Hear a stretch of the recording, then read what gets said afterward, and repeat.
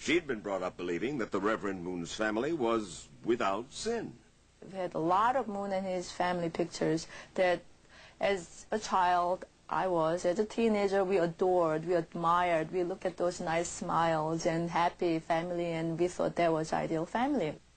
The Reverend Moon calls his family the true family, the perfect family. Moon is perfect human being. He's the only perfect human being on the earth. And he can choose his wife, and his wife becomes perfect as well.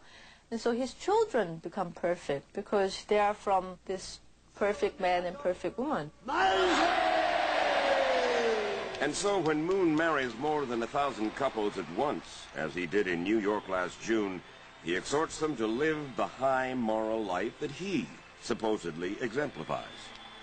The church told us Moon himself had matched each couple by studying their pictures and brief biographies. And the newlyweds say they want their families to be just as virtuous as his. He sets an example as to how to be true parents. The world is in dire need of strong family values. That he not only preaches that, but he lives it as well. They have true family, and they bring up children of goodness. And without sin? No sin at all. No sin. And drugs? No drugs. Alcohol? No alcohol. Moon's theology that he is the perfect man who can create perfect family, I think kind of falls apart if I look at his children. The Moons gave birth to 13 children, and various individuals who've been close to them told us that in violation of church rules, they have seen some of Moon's children drink alcohol, smoke, and use illegal drugs. And Nansook soon learned that her husband is the worst of them. She lived with him here at the Moons' opulent estate north of New York City. She says the Moons knew all about her husband's drug problem, but still they spoiled him, kept showering him with cash. When he needed cash, he went to his mom, and his mom would give him from $1,000 up to $50,000 and some more. From 1,000 to 50,000? Yes, depends what he asks and what kind of mood the parents are in. Where did all this cash come from? I believe mainly it's coming from Japan. When Japanese leaders come in, they bring cash in, and basically they give to Reverend and Mrs. Moon. And how would his son use those church donations? He basically used for his cocaine, his party, his waitress, well, hostess, bar hopping, all the fun things that a person can do. Those fun things apparently included mistresses. Yojin told her he was entitled to have affairs because his father had had them. And she says Reverend Moon himself confirmed to her that he had had affairs, but the Reverend told her that God wanted him to. He told me in person that he called it providential affairs. Providential affairs? Providential affairs. What is it's it? Providential means it's God's mission. So he had to have these affairs, extramarital affairs, because it was providential. It was God's mission that he had to fulfill.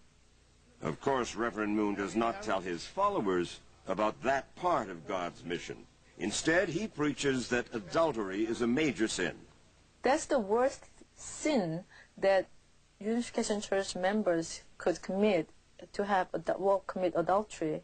Then you will basically burn in hell forever. That's the one single most worst thing that you can do. But Hyojin did many times, and his parents know, but there's nothing they do. But worse than the affairs, she says, the Reverend's eldest son would beat her. One awful night, she told us, he pummeled her while she was pregnant with their 5th child. He was doing his cocaine ritual, and against my better judgment, I went and said, I really have to talk to you. I said, I just cannot live like this. And I took his cocaine, I tried to flush it down the toilet, and that's when it started punching. And I did get black eyes, and I got bloody nose, and but the big fear was that he kept saying he's gonna kill the baby. That you were carrying? I was carrying. I was 7 months pregnant. I was pretty big. And he kept saying, I'm going to kill the baby, I'm going to kill the baby. And That's the worst fear I had. That he might punch, and then something would happen. Whenever she told Reverend and Mrs. Moon about the beatings, Nansook says they blamed her. I was not an ideal wife for Hyojin. That's why Hyojin behaved a certain way toward me. And I wasn't a good member of their family. So also it was my fate. Who told you that, Mrs. Moon? Or? Both of them, yes. And it was my fate that I have to endure these things. Sounds familiar. Nansook is getting support from a surprising source, one of Reverend Moon's daughters, Anjin Moon. She told us her parents blamed her, too, when she was abused by her husband. Did he beat you? Yes. And you would tell your folks? Yes. And they would say? I deserved it. Anjin Moon is estranged from her parents, but she has never criticized them in public before. She and a close friend, Jeannie Honard, said that by coming forward, they hope to dissuade people from joining cults. Off camera, Anjin told us she does not believe her father's the Messiah. On camera, she put it this way. He's just my father. I think that in itself should say a whole lot. Anjin is a Moon, but not a Moonie, not a believer in her father's church. I believe in a God, but I don't think that I want to belong to one particular denomination, no. What do you think of Nansook? Honest? I think she's very honest. Do you admire her? Do you respect her? Do you believe her? Yes, I do. I respect and admire her very much.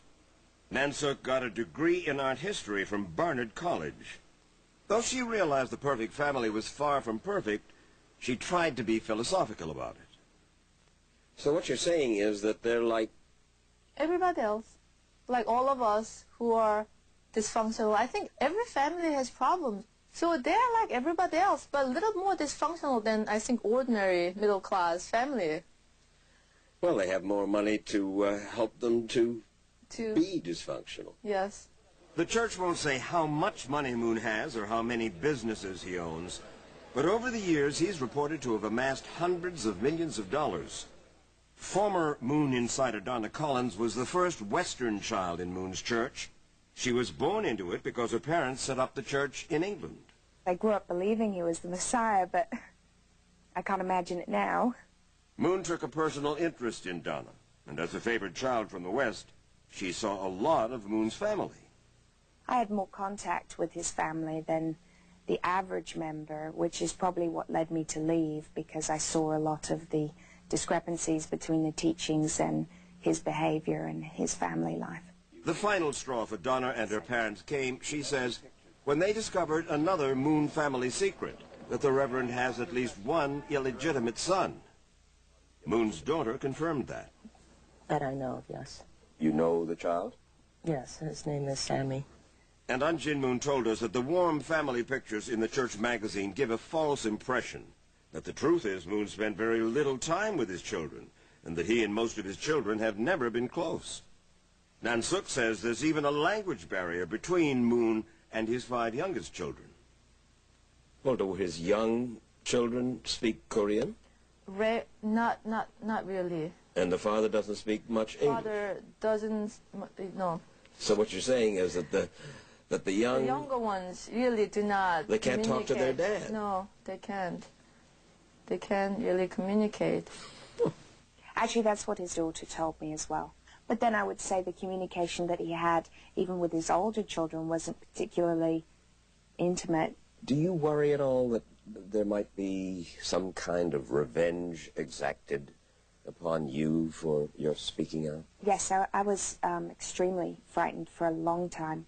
I couldn't speak out. But I think there is some safety in going public, and I certainly wanted to support Nansook because I think it's wonderful that the truth comes out about him and his family.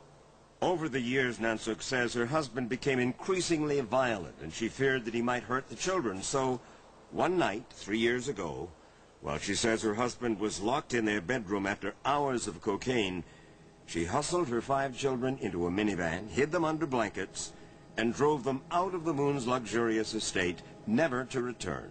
Now you live in a modest house in Lexington, Massachusetts. No swimming pools, no bowling alleys, no...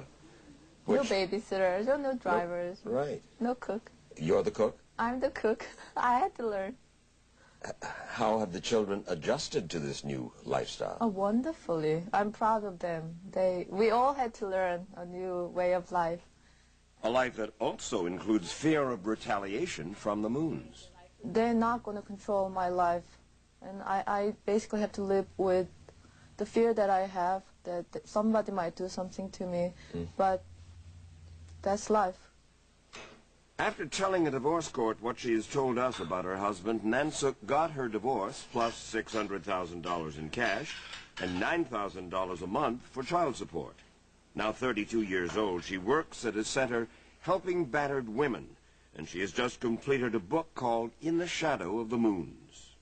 Why are you telling this story? Because I feel that I was duped. Duped. I feel I was conned. And I had certain naive, I think, idealism that I wanted to work for God. And I do think a lot of people have that. And a lot of organizations like Moon do take full advantage of those people. And I was one of them. Nansook still believes in God, but she has a new way of looking at Reverend Moon. I did come to conclusion that Reverend Moon just cannot be the Messiah. What you're saying is that he's a phony. A con man. The Reverend son, Myung Moon, is a con man. That's the conclusion I came with. Living with their family for 15 years. The Reverend and Mrs. Moon declined to talk to us, but they did send us a brief statement. They wrote in part, "We commiserate with Nansook over the suffering arising from the tragic personal problems our son has faced. We as parents feel a deep sense of responsibility."